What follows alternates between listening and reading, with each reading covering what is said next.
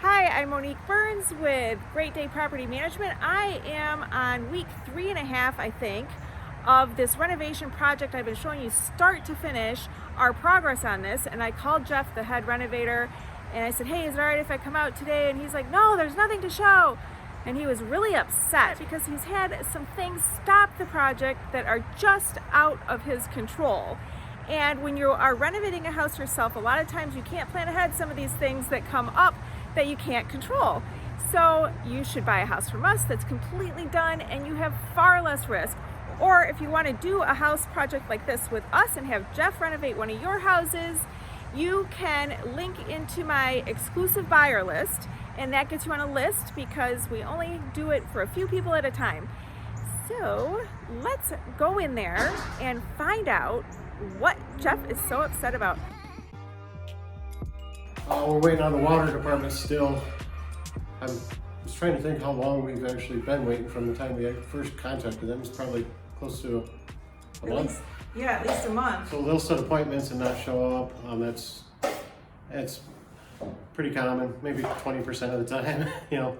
So anyways, and sometimes they show up and it just depends on the guy that comes. You know, he'll find a reason to not turn on the water. This guy just arrived. On this Tuesday, we watched him come to work at 6:30 in the morning. He's getting in. Then leave at 8:15, less than 2 hours later. Crossing the street for lunch. We watched as he picked up lunch with someone, then went looking at car parts, then went home, all while earning your taxpayer money. Waiting on a dumpster so we can get trash out of here so it's easier to move around. Ductwork, still waiting on the furnace guy. He started working and things were moving along a little bit and he became MIA. So pretty much all the texture work and all this is all done up here on the second floor. If anybody can run ductwork really fast, we have a really good labor price on this. So contact Monique or comment on the video or something. Like I said, all new switches and outlets and everything up here. I'm pretty surprised.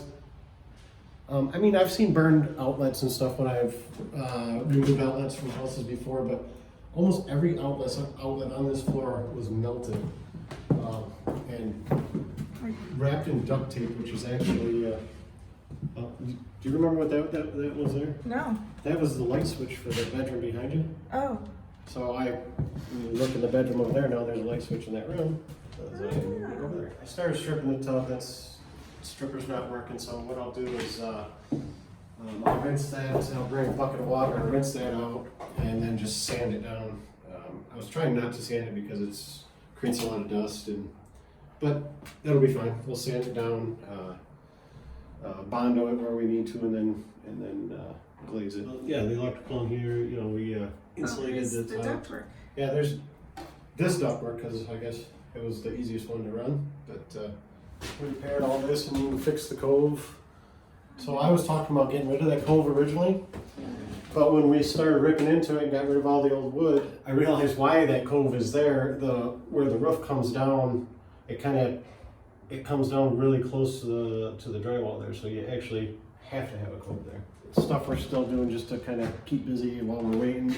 I got a bunch of putty. Because to keep things cheaper, we don't change out the door frames or door jambs. We just replace the doors. And we'll plug all the holes with wood putty and then drill a new striker hole for the new handles. The new handles never line up with the old handles. Old handles were shorter. I don't know if people were shorter back then. But new handles are, I think, 6 or 8 inches higher than what old handles are. Are you going to clean this tub ever? Oh yeah, we're gonna strip it. Don't let people.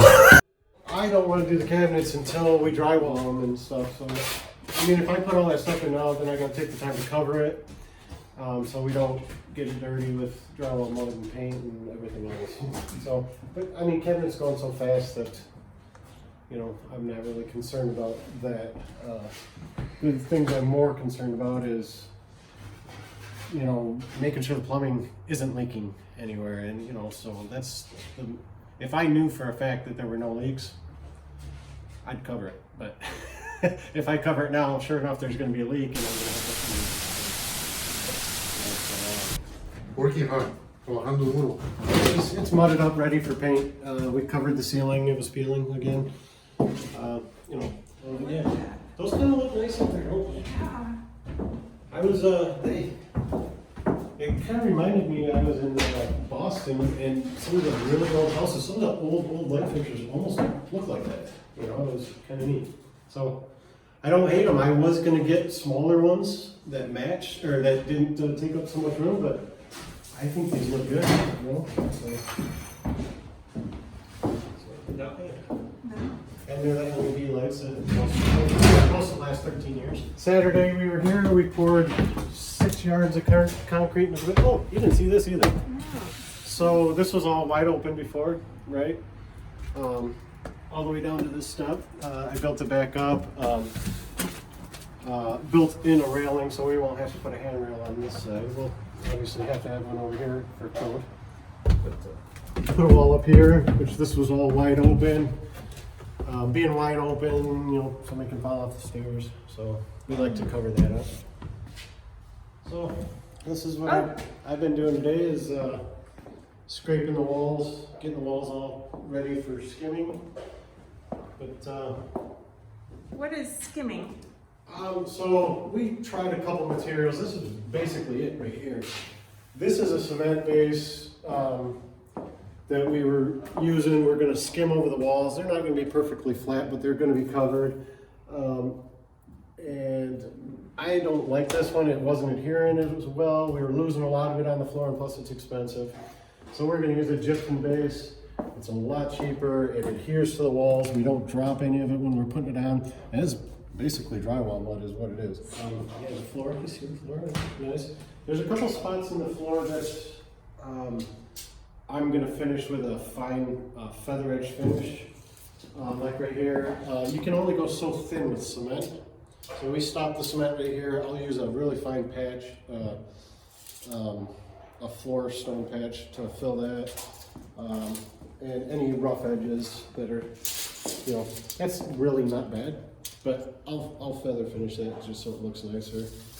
And then we'll paint it and it'll look like one solid floor. It looks like I can still see the planks. Yeah, so this part we had a couple options here. When we tore the wood out, there were just these channels here that the old wood planks were sitting in. And we could have got a jackhammer, busted all this out, and continued our cement over here. And it was just more work to do it like that. So we filled these channels, and then I'll go over the top of it with a floor stone just to smooth it out. And then when we paint it, you'll never see that this was even here like this. So we were able to save a little time doing this, and you know, so yeah. Once again, just scraping down the walls, fixing them, getting rid of all the spider webs. So there's plenty of those here.